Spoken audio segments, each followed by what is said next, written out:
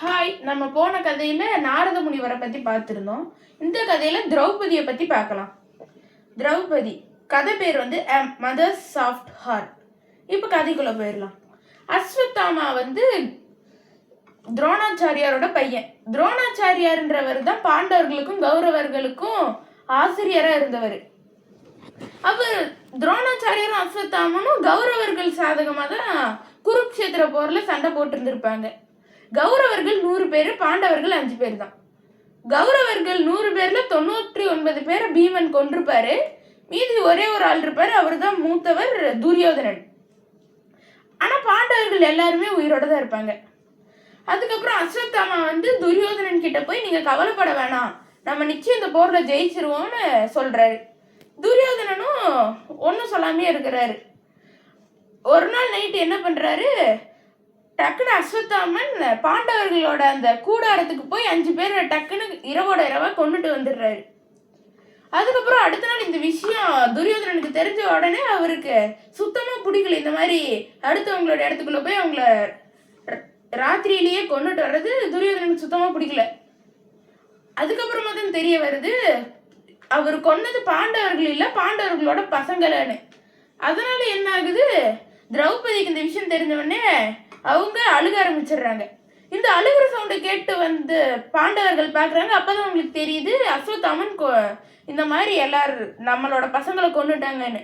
அதனால டக்குன்னு கிருஷ்ணர் வந்து அர்ஜுனனோட ரதத்துல போய் உக்காடுறாரு. அர்ஜுனரும் டக்குன்னு எல்லா கவசத்தையும் மாட்டிட்டு வில்லையும் அம்பையும் எடுத்துட்டு போக ஆரம்பிக்கிறாங்க அஸ்வத்தாமனை துரத்திக்கிட்டே.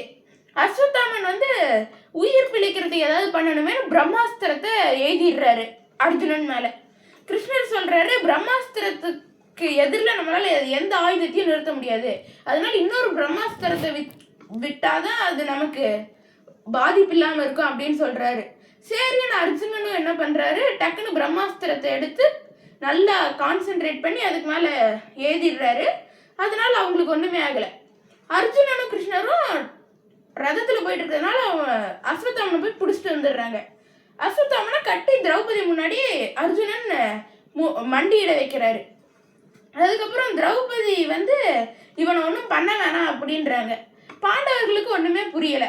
அதனால திரௌபதி என்ன சொல்றாங்க, என்னதான் இருந்தாலும் இவனோட அப்பா துரோணாச்சாரியார் வந்து அவங்களோட குரு, அதனால நம்ம சத்திரியர்கள் எப்பவுமே நம்மளோட குருக்களுக்கு அடிபணிச்சுதான் இருக்கணும், நம்ம அவங்களுக்கு மரியாதை கொடுக்கணும் அப்படின்னு சொல்றாங்க.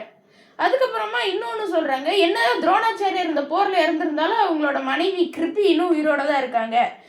எனக்கு தன்னோட மகனை இழந்த வழி எனக்கு தெரியும், அதனால நான் அதே வழியை அவங்களுக்கு தர விரும்பல அப்படின்றாங்க.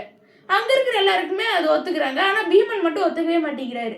அஸ்வத்தாமனை நம்ம கொன்னே ஆகணும்னு ஒரே கல்ல நின்று இருக்காரு. அதுக்கப்புறமா நல்லா யோசிக்கிறாங்க. அதுக்கப்புறம் கிருஷ்ணர் வந்து அர்ஜுனனை பார்க்கறாரு. அர்ஜுனர் வந்து டக்குனு கத்தி எடுத்துட்டு வராரு. எல்லாமே என்ன கொல்ல போறாரோன்னு நினைச்சா அவர் வந்து அஸ்வத்தாமன் பிராமணன்றதுனால தலையில கொண்டை வச்சிருப்பாங்க, அதை சுத்தி ஒரு நகை மாதிரி இருக்கும், அதை மட்டும் வெட்டி விட்டுறாரு.